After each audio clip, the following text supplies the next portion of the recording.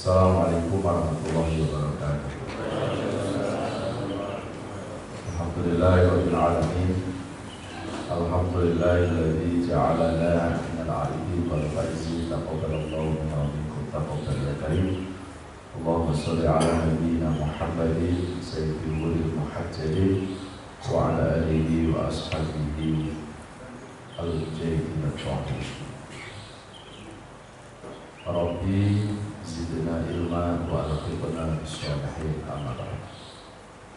Bapak, Ibu, dan masyarakat semua yang dirahmati Allah, alhamdulillah kita bersyukur kepada Allah berkat izin dan iradahnya kita bisa hadir di majelis ilmu ini.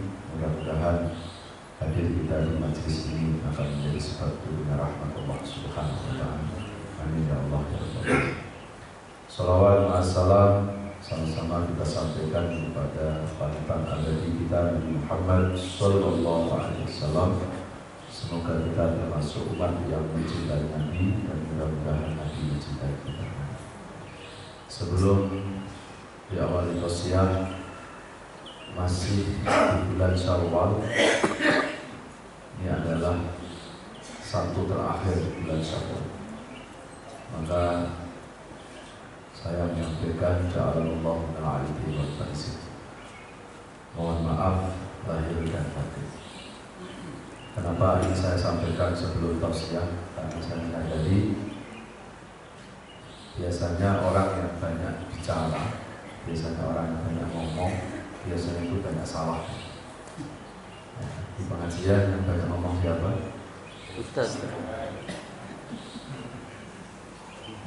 Sekarang Pak Ustaz dulu saja. Ya udah.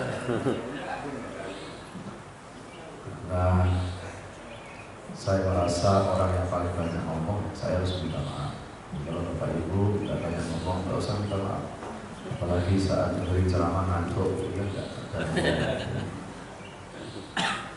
Baik Bapak Ibu sekalian, kita lanjutkan tadabbur Al-Quran dan renungan di bawah naungan ayat-ayat suci Al-Quran. Kali ini kita akan membahas yaitu menjaga persaudaraan di dalam atau di tengah-tengah perbedaan.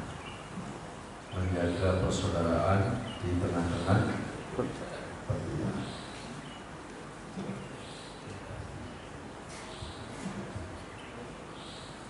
Menurut seorang ulama dari Mesir yang namanya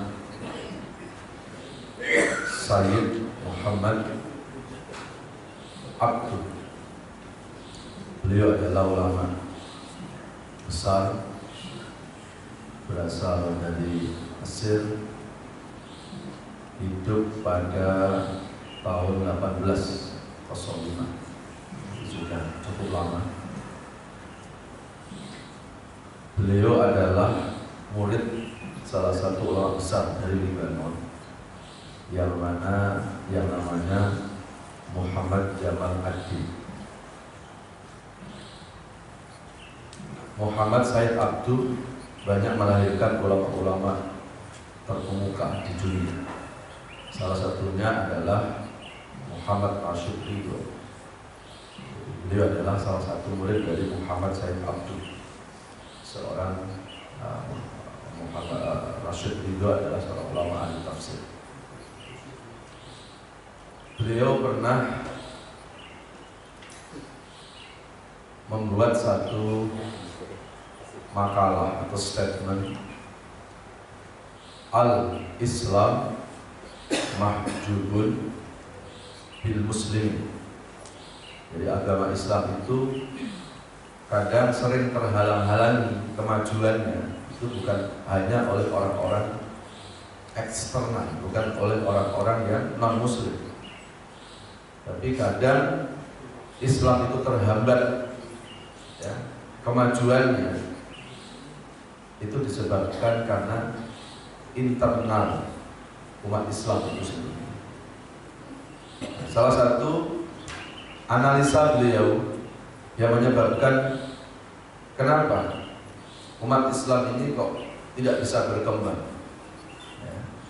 Kenapa umat Islam ini mundur? Kenapa non-Muslim yang berkembang? Kita jangan lihat hanya dalam skup Islam di Indonesia kita, ya. Kita harus bicara Islam secara menyeluruh. Di dunia ini jumlah manusia itu sekitar 6,7, 6,8 kurang lebih 6,7, 6,8 miliar. Muslimnya di dunia itu sekarang 1,6 miliar. Ya. Ini kalau kita lihat peta dunia. Ya. Kenapa kok umat Islam ini mundur? Kenapa non-Muslim berkembang? Salah satu analisa dari seorang ulama namanya Muhammad Said Abdul.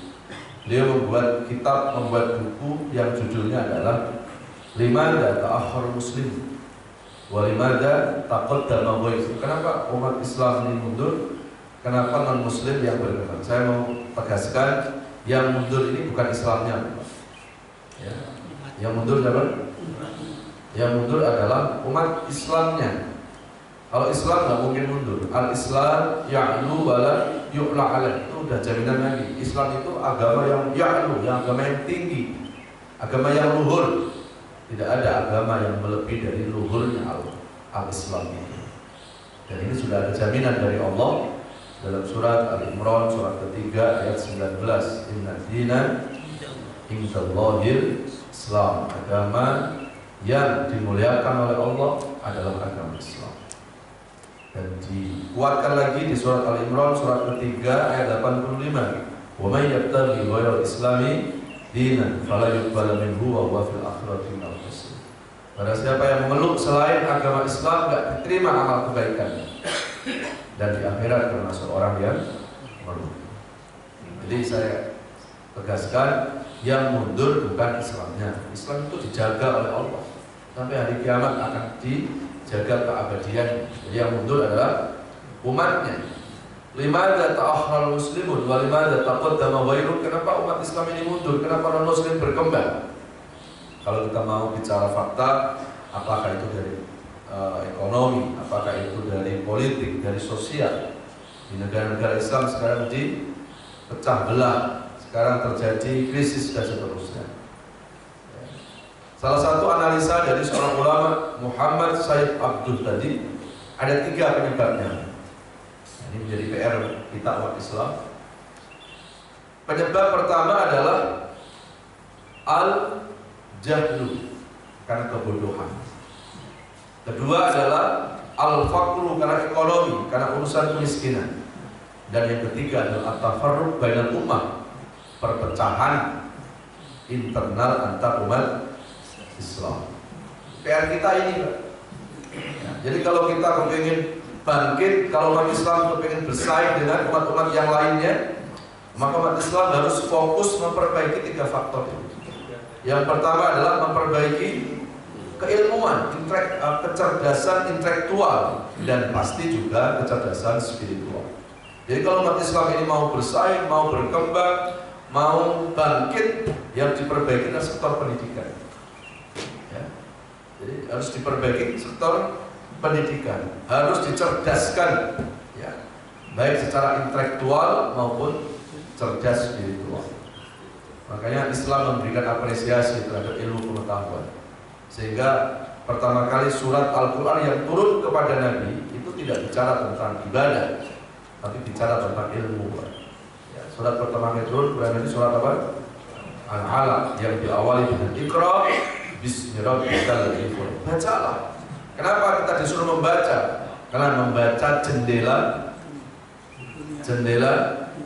dunia. Jadi kalau ada ungkapan sekarang ini, ada istilah membaca jendela dunia, itu kan baru belakang 15 abad yang lalu. Al-Quran sudah menyuruh kita untuk rajin membaca. Kenapa kita disuruh membaca?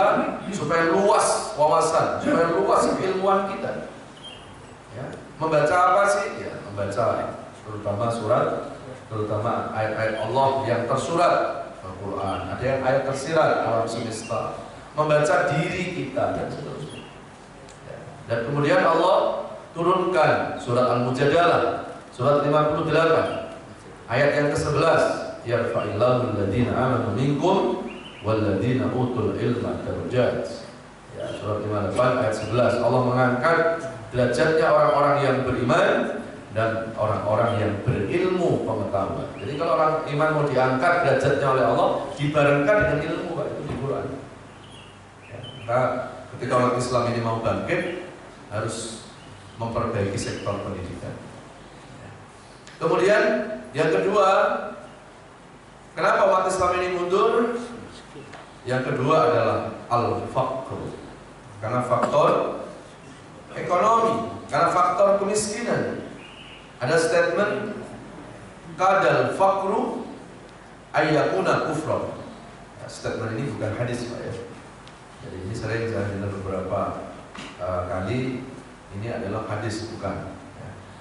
Jadi kalau kita mau menyampaikan sesuatu itu adalah berdasarkan hadis, ya tentunya harus jelas. Hadis itu kan tidak lepas dari 3 unsur: ucapan Nabi, perbuatan Nabi, takrirun Nabi, diamnya Nabi, itu juga menjadi hadis. Jadi kalau itu tidak disampaikan Nabi, jangan kita mengatasnamakan hadis. Ya kalau kita masih agak hadis apa bukan, ya sebut aja ini adalah makalah dari ulama, enggak apa. Ya, jadi jangan yang tidak hadis dibilang hadis. Ya. Kadal faqru ayyakuna kufron. Kadang kemiskinan itu bisa menyeret seseorang kepada kekafiran. Ya. Jadi kalau kita mau bersaing dengan umat yang lain, mau menjadi umat yang bisa bangkit dari keterpurukan, yang kedua perbaiki sektor ekonomi keumatan.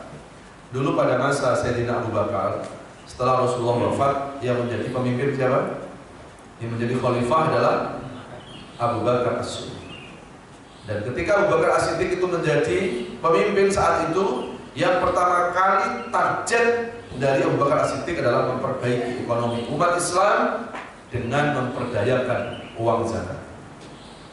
Beliau menjadi khalifah kurang lebih selama 3 tahun. Maka 3 tahun itu, Pak, akhir dari jabatan beliau, maka terjadilah kemakmuran di sana. Ya. Sehingga di akhir beliau menjabat khalifah itu, ada orang yang kesulitan untuk mencari orang yang bisa menerima zakat. Ya. Oh, di kampung sana tuh kayaknya orang-orangnya miskin, didatangi. Orang kampung sana ngomong, justru kita lagi nyari siapa yang menerima zakat. Itu makmurnya. Dengan cara apa beliau mengentaskan kemiskinan? Beliau memperdayakan uang zakat itu. Coba kalau ini bisa diterapkan. Gak usah kita bicara yang muluk-muluk. Oh, mayoritas umat Islam di Indonesia berapa? Sekarang ini katakan 80%. Ya, 80%. Kita ambil setengahnya saja. Kalau 80% katakanlah kurang lebih sekitar 200 juta. Kita ambil setengahnya, 100 juta orang kaya lah, kita ambil setengahnya. Ya, atau kita nggak ambil setengahnya saja lah, seperempatnya saja. Seperempat dari 200 juta berapa? Berapa? Sekitar 50 juta orang. Sekarang kalau satu orang dari 50 juta itu, Pak, sehari dia mampu menginfakkan 1.000 rupiah. 1.000 rupiah sehari, kira-kira yang terkumpul kira-kira sudah berapa? Berapa? 50 miliar. Itu 1.000 rupiah kan? Mampu nggak kira-kira kita sehari 1.000 rupiah? Mampu. Kau coba kalau kesadaran umat Islam itu terbangun, ya, dengan zakat, dengan sedekah. Maaf, nggak perlu, Pak, utang-utang ke luar sana. Itu kita bicara 1.000 dari 200 juta umat Islam, seperempatnya saja. Ya. Dan nggak mungkin dong 2,5 itu adalah 1.000 rupiah. Jadi ini pernah berhasil, Pak, pada masa Khalifah Abu Bakar As-Siddiq, ya, mengentaskan kemiskinan dengan memperdayakan zakat itu. Ya, kalau kita bicara zakat, kita nggak hanya bicara finansialnya, karena ini adalah merupakan uang berarti bicara pengelolaan. Ketika bicara pengelolaan ya bicara SDM. Ya. Ada uang dikumpulkan, diserahin tuh sama ZIS, sama Bazis. Yang kadang ketika sampai kepada sasaran ternyata tidak sama dengan jumlah yang sudah digelontorkan. Jadi ini kaitan dengan hal-hal yang terkait dengan SDM. Jadi sistemnya juga harus bagus, SDM-nya juga harus bagus. Jadi sebetulnya Islam itu sudah memberikan solusi, Pak. Bagaimana mengentaskan kemiskinan? Dia memperdayakan zakat. Umat Islam disadarkan bahwa setiap rezeki yang kita bawa pulang ke rumah itu ada 2,5% buat orang lain. Kalau tadi saya katakan bukan 2,5, Pak. Ambil yang paling minim. Saya yakin tidak ada semiskin apapun orang Indonesia Rp1.000 nggak sanggup, nggak mungkin. Coba kalau kesadaran itu muncul. Jadi ternyata aturan-aturan Allah itu memberikan solusi. Ya, jadi aturan Allah itu bukan untuk membebani. Cuma kadang-kadang kita kurang yakin terhadap aturan-aturan Allah. Kita paksa aturan manusia seolah-olah melebihi, seolah-olah lebih baik daripada aturan Allah. Jadi kita paksa Allah supaya mengikuti peraturan kita sekarang ini. Seolah-olah apa yang ada di dalam benak pikiran kita itu jauh lebih baik daripada apa yang dimaui oleh Allah Subhanahu wa ta'ala. Ketiga, faktor kenapa umat Islam ini mundur. Nah, ini Pak yang akan sesuai dengan tema kita adalah at-tafarruq bainal ummah. Sudah bodoh, miskin. Yang ketiga Pak, at-tafarruq, terjadi perpecahan internal antar umat Islam. Dan hari ini terjadi, Pak. Secara tidak sadar umat Islam sekarang sudah mulai dikotak-kotakkan. Umat Islam sudah mulai diadu domba. Umat Islam sudah mulai disekat-sekat. Ada Islam A, ada Islam B, ada Islam C. Ya, coba kita lihat, Pak. Akhirnya apa? Masing-masing umat Islam bangga dengan kelompoknya. Kelompok saya itu lebih baik. Kelompok itu apa? Kelompok saya ini lebih sunnah. Kelompok di luar saya enggak sunnah. Hari ini sunnah diklaim milik kelompok, padahal sunnah milik Rasulullah, dan Rasulullah milik semua umat Islam. Ya. Seolah-olah selain pemahamannya sesat. Ketika kelompoknya dihina, marahnya luar biasa. Ustadznya dihina, marahnya luar biasa. Tapi agamanya dihina tiarap begitu saja. Ini yang terjadi, Pak. Ya, jadi orang bangga dengan kelompok. Nanti ustadznya apa? Dia memperbanyak, mendoktrin faham-fahamnya supaya kelompoknya itu bisa diterima oleh jamaahnya. Jadi bukan lagi bicara tentang bagaimana menyatukan umat Islam, bagaimana memajukan Islam, tetapi yang ditonjolkan adalah bagaimana mereka berlomba-lomba untuk memperbanyak jamaah supaya masuk pada kelompok. Ya. Padahal kalau kita buka di Quran, surat Al-Imran, surat ketiga, ayat 103. Wa'tasimu bihablillahi jami'an wa la tafarraqu.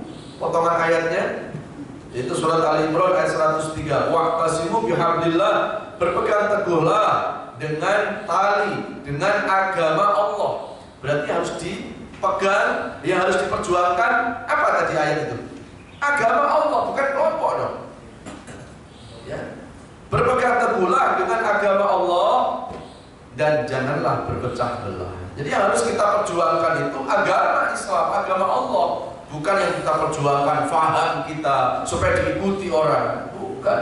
Tapi perjuangkan agama, bukan kelompok kita yang harus diperjuangkan, Pak.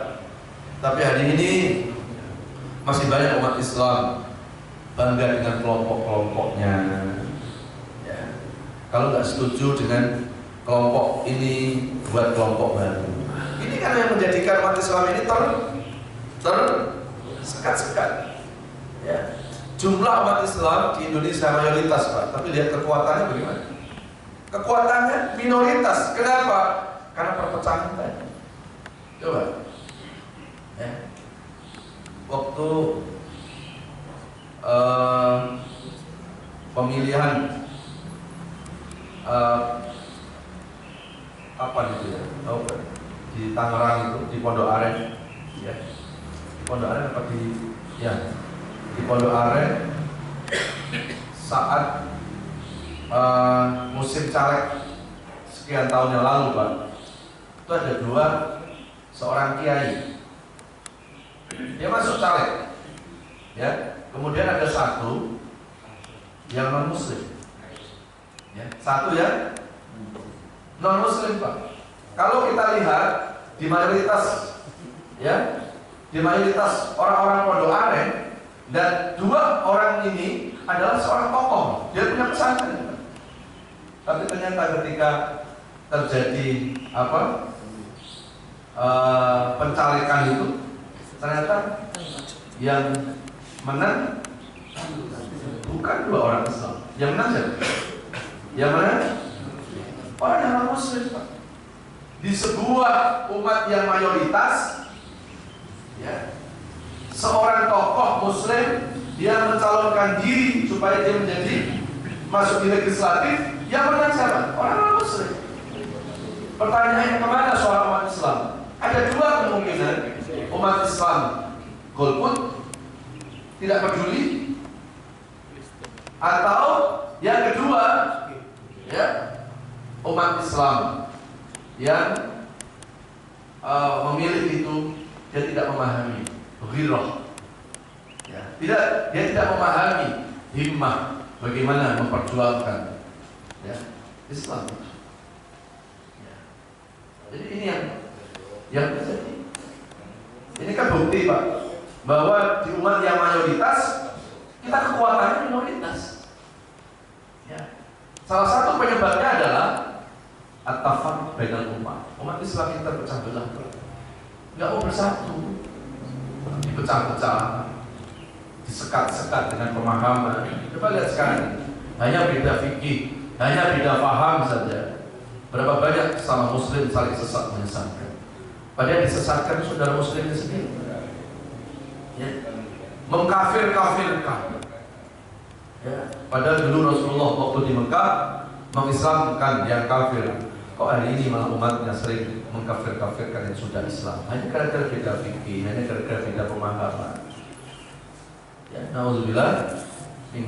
Coba dilihat lagi, ada dalam surat Al-Anfal, surat ke-8 ayat 46. Watillaha war rasulahu wa la tanaza'u fatafshalu wa tadhhabu rihukum wasbiru innallaha ma'as sabirin. Al-Anfal surat ke-8 ayat 46. Kalau umat Islam itu maju, kuncinya adalah watillaha wa rasulah, kembali kepada Allah dan Rasul. Ya. Kemudian yang kedua apa? Wala tanaza'u, jangan berpecah belah. Ini Allah sudah ingatkan 15 abad yang lalu. Ya. Jangan mau diadu domba, jangan terpecah belah. Kalau umat Islam sudah terpecah belah, apa efek negatifnya? Fatafshalu wa tadhhabu rihukum. Umat Islam akan tercerai-berai, umat Islam akan hilang kewibawaannya. Tadi saya bilang, umat mayoritas, tapi kekuatan kita kadang sering minoritas. Ya. Ini akibat karena perpecahan antar umat Islam. Makanya saya itu yakin, Pak, perpecahan akhir-akhir ini di anak bangsa ini, saya yakin ini pasti ada konspirasi busuk, ada skenario besar, ada sebuah usaha memang dibuat supaya umat Islam itu terpecah belah, supaya umat Islam itu teradu domba. Karena usaha-usaha menghancurkan umat Islam itu dengan mengadu domba antar umat Islam, itu mereka sudah yakin keberhasilan. Kita lihat saja bagaimana dulu yang namanya Palestina, Pak, itu adalah kota peradaban umat Islam. Dulu kiblat kita di mana? Dulu kiblat kita sebelum dipindah ke Masjidil Haram, kiblat kita itu di Masjidil Aqsa, di Palestina, Pak. Berarti Palestina itu punya catatan sejarah dalam peradaban Islam. Hari ini apa yang terjadi di Palestina? Ya, dibombardir, ya, Seolah-olah apa? Seolah-olah sama sekali ya, umat Islam di Palestina itu dianggap tidak ada kekuatan sama sekali. Mereka diadu domba. Coba kita buka sejarah, Pak. Sebelum Palestina itu dibombardir oleh Israel, diklaim dikuasai oleh Israel, terjadi perpecahan umat Islam berpuluh-puluh tahun. Di Palestina muncullah dua kelompok sama umat Islam. Yang satu mengatasnamakan kelompok Hamas, yang satu mengatasnamakan kelompok Fatah. Dua-duanya umat Islam. Sengaja, Pak. Terus dibuat persoalan-persoalan di sana. Dan yang lebih konyol lagi, tanpa disadari dua kubu sama umat Islam itu, Pak, mereka diadu domba dan mereka dipersenjatai. Dua-duanya dikasih senjata. Siapa yang kasih senjata? Tujuannya apa?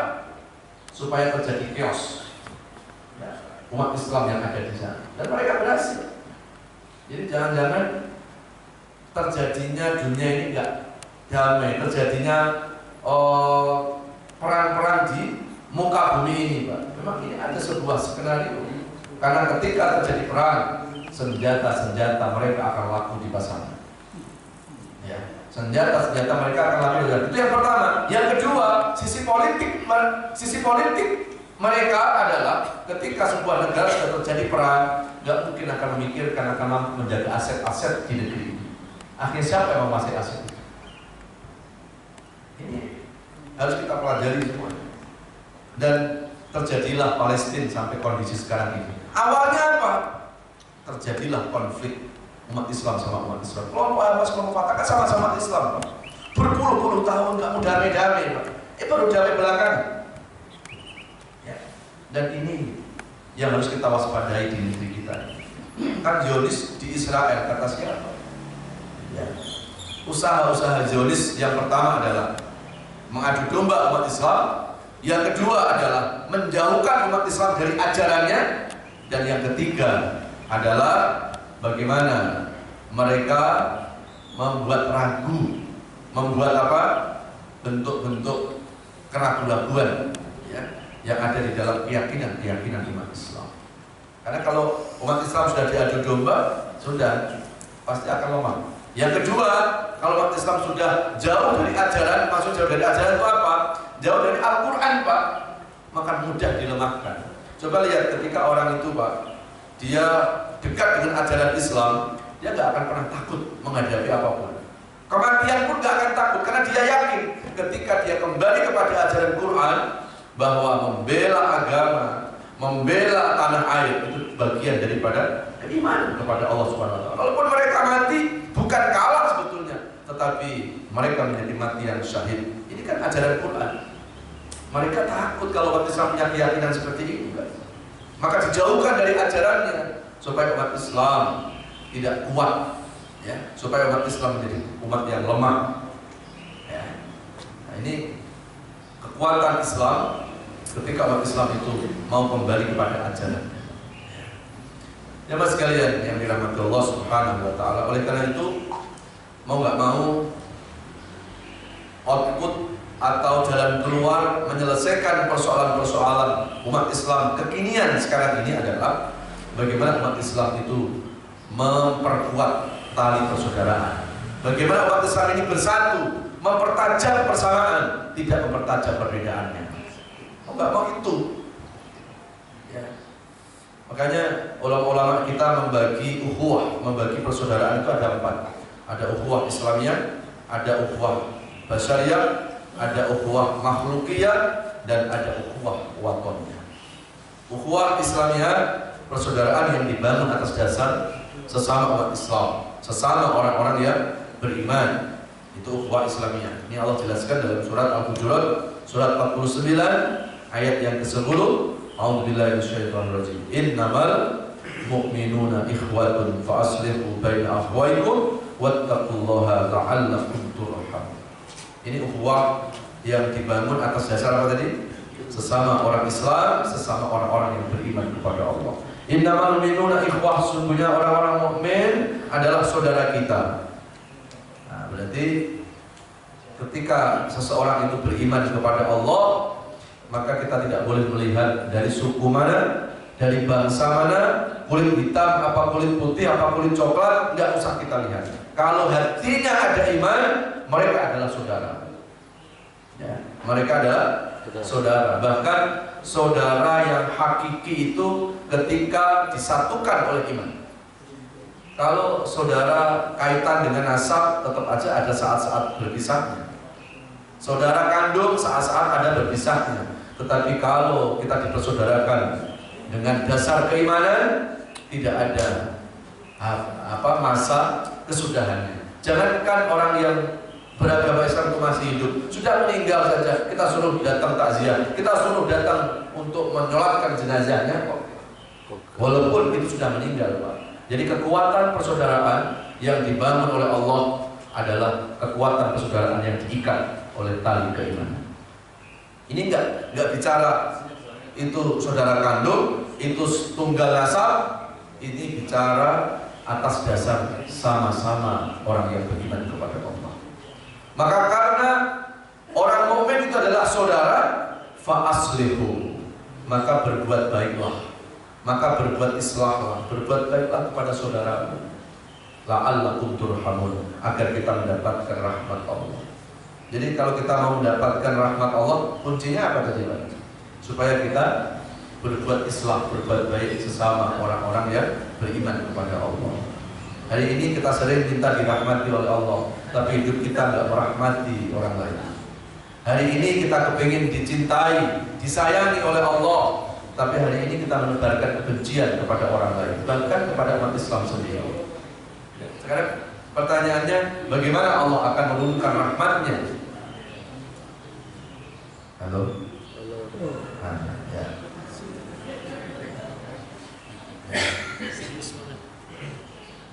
Tidak apa-apa, itu lagi bahas apa yang disampaikan Pak Ustadz. Ya, lagi membahas. Cuma kalau dibahas, Pak Ustadznya bingung kalau ada dua penceramah. Fa'aslihu baina akhwaikum, berbuat baiklah kepada saudara sesama umat Islam. La'allakum turhamun, agar kita mendapatkan rahmat. Jadi kuncinya ketika umat Islam mau mendapat rahmat Allah, sederhana di Quran, Pak, apa itu? Mensaudarakan sesama umat Islam. Nah, kalau hari ini umat Islam sudah saling musuh-musuhan, bagaimana rahmat Allah mau turun, Pak? Irhamu man fil ardi yarhamkum man fis samawat. Sayangi yang di bumi, yang di langit akan sayang. Kenapa yang di langit tidak sayang sama kita? Karena yang di bumi, karena sudah mulai hilang kasih sayangnya kepada orang lain. Ya. Jadi salah satu cara untuk menjemput rahmat Allah adalah kita mensaudarakan sesama umat Islam. Ya. Kalaupun maaf Pak, kita beda politik, ya, kita beda pemahaman, kita beda fikih, nggak ada alasan. Kemudian kita saling nyinyir-nyinyiran di media sosial, ya. Kemudian apa? Kita menganggap bahwa seolah-olah nih saudara Muslim kita yang berbeda, seolah-olah kita anggap orang sudah pindah agama. Ya. Saya kira ini yang harusnya kita sadari, bahwa ada skenario besar bagaimana umat Islam itu terpecah belah. Mereka sudah menganggap dengan cara itu akan berhasil, Pak. Ya, sekarang gini, Pak. Ada orang tiba-tiba bakar masjid At-Taqwa ini. Kira-kira orang di sekitar sini marah apa tidak? Marah. Tiba-tiba ada orang bakar Quran. Kira-kira orang Islam marah apa tidak? Marah. Ya. Maka mereka menghancurkan Islam tidak seperti itu caranya. Langsung masuk ke dalam umat Islam, dan di sanalah mereka mengadu domba. Masih ingat nggak, Pak? Kasus Salman Rushdie. Masih ingat? Berapa tahun yang lalu? Ternyata terungkap, ya, bahwa Salman Rushdie itu adalah antek-antek Yahudi yang dimasukkan di kalangan umat Islam, bahkan dia disuruh untuk menghafalkan Quran, dan sehingga dia membuat ayat-ayat setan saat itu. Dia rubah, ada surat Al-Mu'minun, dia samarkan menjadi surat Al-Muslimun. Ya. Tapi ya Allah nggak mungkin membiarkan Quran dinodai seperti itu, terungkap. Jadi seperti itu mereka belajar tentang Islam bukan untuk mengharumkan umat Islam, tapi mencari kelemahan umat Islam. Ya. Jadi kalau sekarang ini tiba-tiba ada orang yang secara fisik ditonjolkan keislamannya, terus tiba-tiba melakukan tindakan kekerasan, jangan langsung kita berpikir seolah-olah itu adalah yang melakukan umat Islam. Rekayasa sudah mulai terjadi.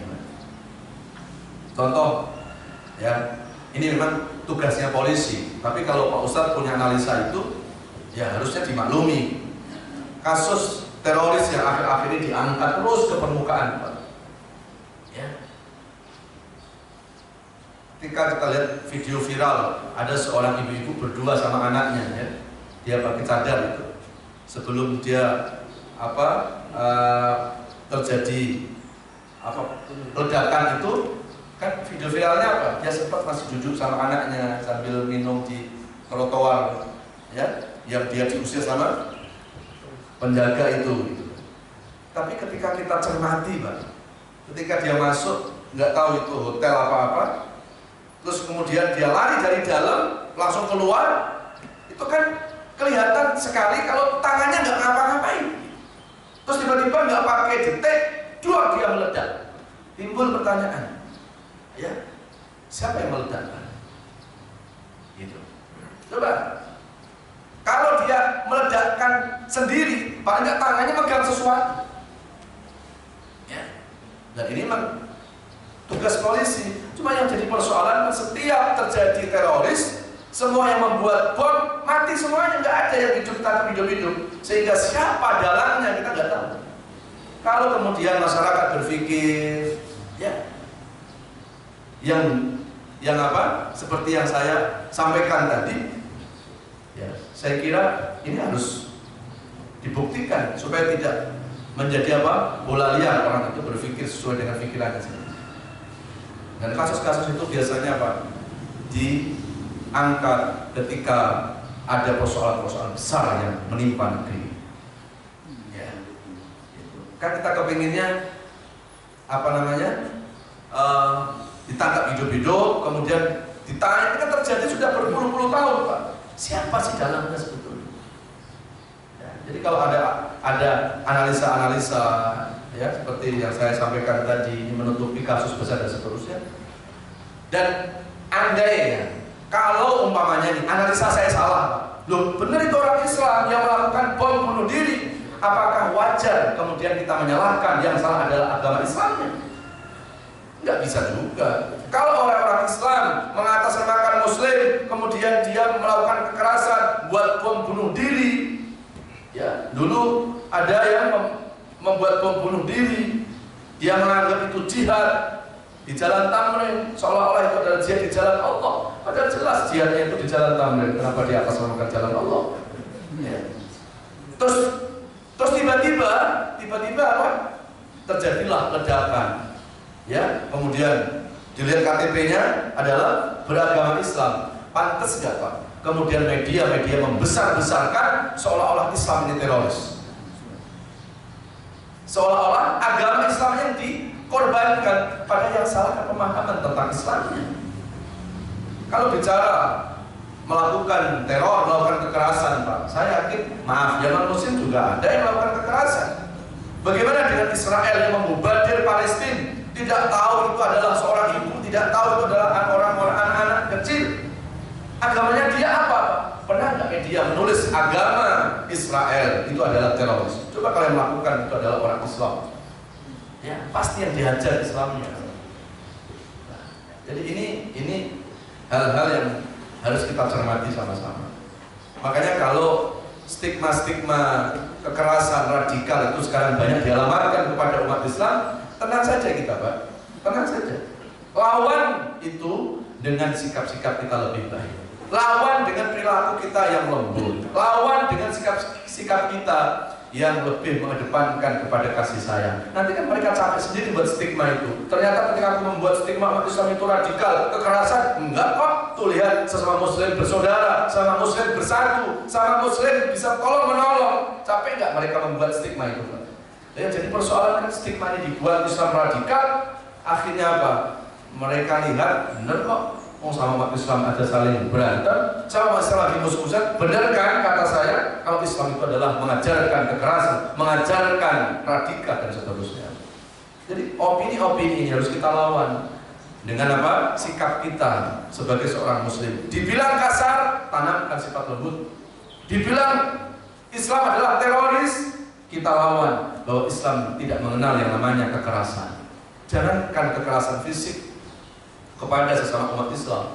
Bapak Ibu pernah baca hadis, ada seorang Muslim kata Rasulullah telah masuk neraka itu bukan karena dosa besar, hanya gara-gara dulu waktu hidupnya pernah menyakiti, pernah mendolimi kucing yang ada di rumahnya. Bagaimana menyakiti umat Islam? Kalau ajaran agama Islam yang begitu indah, sama binatang saja kita suruh menyayangi, pantas nggak agama seperti itu distigmakan teroris?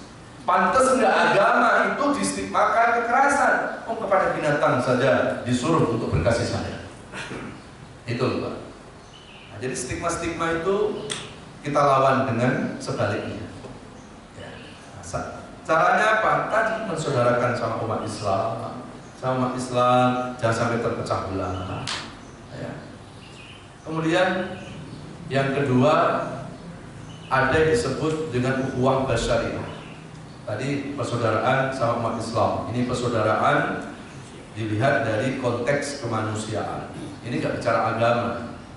Jadi nggak perlu umat Islam itu diajari toleransi, Pak. Ya, karena 15 abad yang lalu sudah turun ayat lakum dinukum waliyati. Ya, kalau orang itu Muslimnya baik, Pak, dia nggak akan mengobok-obok kitab-kitab agama lain. Dan harusnya kalau umat Islam tidak pernah mengobok-obok kitabnya agama orang lain, ya agama orang lain jangan mengobok-obok kitabnya umat Islam. Itu toleransi namanya. Jangan umat Islam disuruh toleransi, tapi mereka seenaknya sendiri. Dan faktanya banyak umat-umat non-Muslim hidup di mayoritas umat Islam. Pasti mereka terlindungi. Tapi lihat ketika umat Islam hidup di minoritas, di tengah-tengah umat yang mayoritas non-Muslim, apa yang terjadi? Seperti saudara kita di Myanmar kayak apa? Seperti saudara kita di daerah-daerah terpencil seperti di NTT, di Kupang, Pak. Nggak boleh azan pakai pengeras, tapi mereka buat acara kebaktian, ya, dengan suara-suara yang terdengar suaranya di mana-mana. Jadi ada hal-hal yang kita lihat tidak sama-sama sejalan. Ya. Kemudian kalau bicara tentang ukhuwah basyariah, kita disuruh mensaudarakan sama seseorang itu, lihat kemanusiaan itu Allah jelaskan dalam surah Al-Isra ayat 70, wal qatarna bani Adam wa hamalnahum fil barri wal bahr sampai akhir ayat. Allah telah memuliakan anak Adam. Di situ Allah sebutkan manusia. Allah muliakan dalam bentuk fisiknya pun sempurna. Allah muliakan manusia, dijamin dalam hidupnya. Yang kafir, yang mukmin dikasih hidup, dikasih rezeki oleh Allah. Itu bentuk bahwa Allah itu memuliakan manusia. Ini memuliakan dalam konteks kehidupan dunia, Pak. Kalau kita mau dimuliakan oleh Allah di akhirat, ya tentunya harus ada syarat berikutnya apa? Taqwa. Inna akramakum indallahi atqakum. Yang ketiga, ada ukhuwah yang disebut dengan ukhuwah makhlukiyah, sesama makhluknya Allah. Ini nggak bicara manusia, tapi bicara semua yang ada di alam dunia ini. Ada tumbuhan, ada binatang. Nggak boleh kita menyakiti binatang, nggak boleh kita merusak alam. Itu sudah disebutkan dalam Quran. Surat Al-Baqarah ayat 11-12. Wa idza qila lahum la tufsidu fil ardh. Janganlah kita membuat kerusakan di muka bumi. Kerusakan di muka bumi itu apa? Memanfaatkan bumi, alam, tapi nggak memikirkan keseimbangannya. Buat rumah, tapi nggak memikirkan resapan air, Pak. Itu nggak boleh sama Quran. Sama alam saja suruh rahmat kok, Pak. Ini loh. Bukan hanya kepada manusia. Ini ajaran Islam. Ya. Jadi kalau tiba-tiba Islam ini distigmakan ajaran yang tidak mengajarkan kasih sayang, ini kan jelas bertentangan 187 derajat. Ya. Kemudian yang keempat, ada yang disebut dengan ukhuwah watoniyah, persaudaraan yang dibangun atas dasar sebangsa setanah air. Ada statement dari ulama hubbul waton dan iman. Ini statement dari Kiai Wahab Hasbullah, seorang tokoh NU. Ya, nah ini juga ada yang dikatakan dalam hadis, bukan hadis itu. Hubbul waton dan iman itu adalah statement yang dibuat oleh seorang ulama NU namanya Muhammad Wahab Hasbullah. Beliau hidup pada era Syekh Asy'ari. Beliau membangkitkan umat Islam saat itu dengan menanamkan cinta tanah air, itu bagian dari keimanan, supaya jangan sampai umat Islam di Indonesia itu menyerah dengan penjajah saat itu. Dan kalau kita buka sejarah, Rasulullah ketika di Mekah kan 13 tahun Rasul berdakwah. Rasul tidak pernah meninggalkan Mekah. Salah satunya adalah karena Mekah adalah tanah kelahiran Rasulullah. Maka Rasul pun perjuangkan Mekah. Walaupun saat dakwah di Mekah dilempari batu mau dibunuh, Rasul tetap ada di Mekah karena Mekah adalah kelahiran Rasulullah. Sebelum ada perintah hijrah, Rasul tidak meninggalkan Mekah. Kemudian ada perintah hijrah baru pindah ke Madinah. Itu bukan kemauan Rasul, bukan cengengnya Rasul, tapi itu adalah karena perintah Allah Subhanahu wa taala. Andai kata hari ini negeri kita dijajah, terus kita diam saja, Pak. Pertanyaannya, di mana tanggung jawab kita sebagai orang-orang yang beriman kepada Allah Subhanahu wa taala? Ya. Musuh kita sekarang apa? Ya, musuh kita sekarang banyak. Ada korupsi, ada kebodohan, ada kemiskinan, ada narkoba. Ini kita lagi dijajah dengan cara-cara itu. Belum lagi jajahan ekonomi yang luar biasa. Tidak boleh umat Islam ini pasif. Umat Islam harus mulai bergerak. Ya, bagaimana aset-aset negeri ini harus bisa memberikan kemakmuran kepada masyarakat kita. Bukan dulu yang memerdekakan orang-orang kita, tetapi setelah merdeka justru yang menikmati aset-aset negeri ini bukan orang-orang negeri ini. Ini kan ironis sekali. Nah, oleh karena itu, untuk bisa menyelesaikan masalah-masalah yang besar yang menimpa umat Islam, mau nggak mau Pak, kuncinya satu, umat Islam harus bergandeng tangan, umat Islam harus bersatu, umat Islam harus mempertajam persamaan dan tidak kemudian mempertajam perbedaan-perbedaan. Baik, itu kajian kita, semoga ada manfaatnya insyaallah. Mohon maaf, saya masih ada jadwal lagi kajian, kita tutup dan tanya jawab kita buat mudah-mudahan di waktu yang lain. Mohon maaf lahir batin. Sama-sama kita tutup dengan kita majelis. Subhanallahumma wa bihamdika, asyhadu an la ilaha illa anta, astaghfiruka wa atubu ilaik. Assalamualaikum warahmatullahi wabarakatuh.